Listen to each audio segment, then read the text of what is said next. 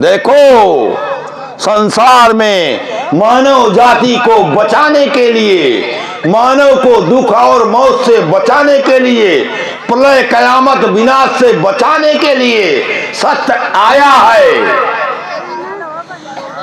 ऐ दुखिया भाइयों, आओ सत्य ट्रू ईमान अपनाओ, अपना दुखी जीवन सुखी बनाओ, आत्महत्या मत करो। तुम मरते नहीं हो। अरे मरता तो 5 तत्व नहीं है। लोग रोज शरीर छोड़ रहे हैं,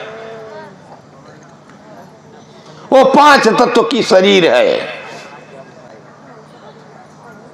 कबीर ने तो कहा 4 तत्व हैं, 5वां तो सत्य है।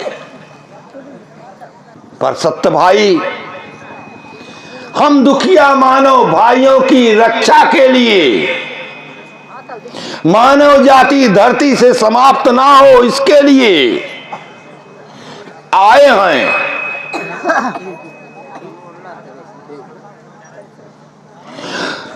तो संसार में कोई सत्य नहीं हो सकता, क्योंकि संसार में किसी को दुख नहीं चाहिए। पर सत्य मानव संसार में आए हैं तो कह रहे हैं, भैया दुखिया भाई लोग, सत्य है भाई, सत्य है भाई। कौन भाई?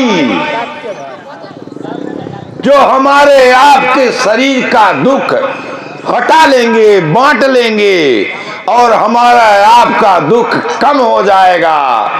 हम सबको सुख शांति मिल जाएगी, हम लोगों की इच्छाओं की पूर्ति हो जाएगी और हम लोग जब तक चाहें धरती पर रहे। किसी की कोई उम्र लिखी हुई नहीं है, कोई मरता नहीं है और प्रलय कयामत विनाश नहीं होगा। जिनका है वो लोग खुद प्रलय कयामत विनाश के गाल में समा जाएंगे और ये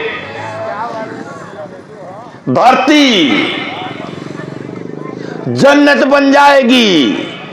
ये धरती जन्नत है, ये स्वर्ग है। ये शरीर हम सबकी पूरी है। हम सब गोचर अगोचर दोनों स्वरूपों से उपस्थित हैं और दोनों को संचालन सत्य कर रहे हैं। जिस दिन हम सब मानव भाइयों को सत्य छोड़ देते हैं तो हम लोग चाहे जितना कमा के बेटी बेटा मेहरारू लड़का परिवार रिश्तेदार को देते हों, कोई अहमियत नहीं रह जाती है। सत्य के छोड़ने के बाद हम लोग फेंक दिए जाते हैं, मतलब बेकार हो जाते हैं। तो जब तक सत्य हम सब में है तब तक हम सब हैं। तो बताओ हम सब में कौन ऐसा है जो सत्य से लड़ेगा?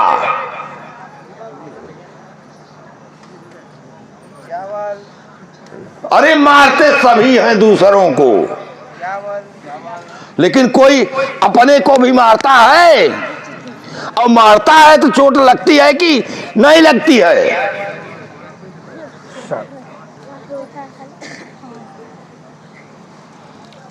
अपने से लड़ा नहीं जा सकता। सारांश में मिला बात कि अपने से लड़ा नहीं जा सकता है।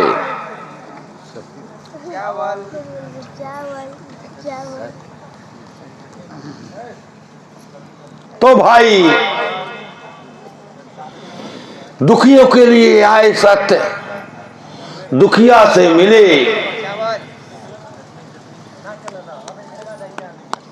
तो बाड़ी दिए। सत्य भजें मेहनत करें, देख कर चलें। संसार में वस्तु पदार्थ की कमी नहीं, डरे मत, प्रलय कयामत विनाश नहीं होगा।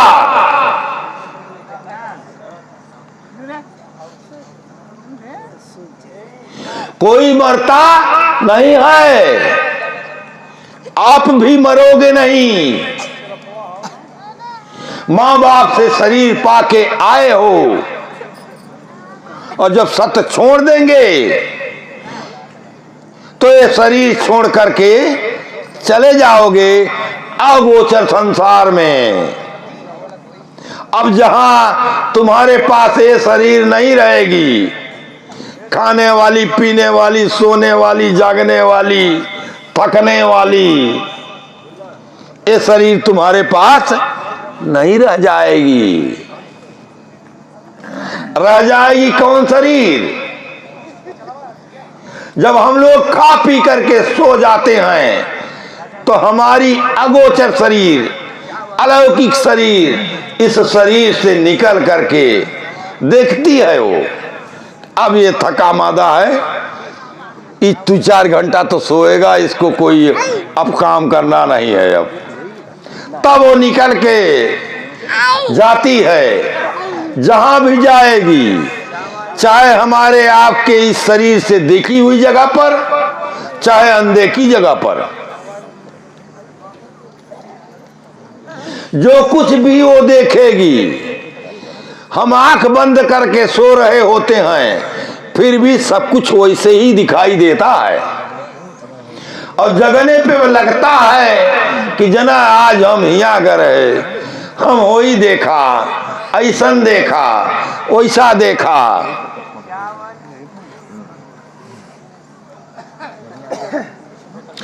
तो उस शरीर से हम लोग संसार में रहेंगे, अपने माई के, अपने बाबू के, अपने बेटी के, अपने बेटा के, अपने नाती के, अपने नतनी के,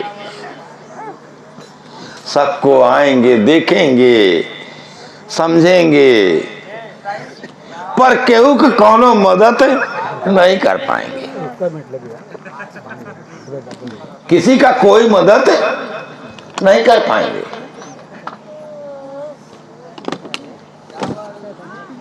क्योंकि मदद करने के लिए तो गोचर अगोचर दोनों संसार में सत्य उपस्थित है, दोनों के पास। कमी तो है सत्य की अज्ञानता।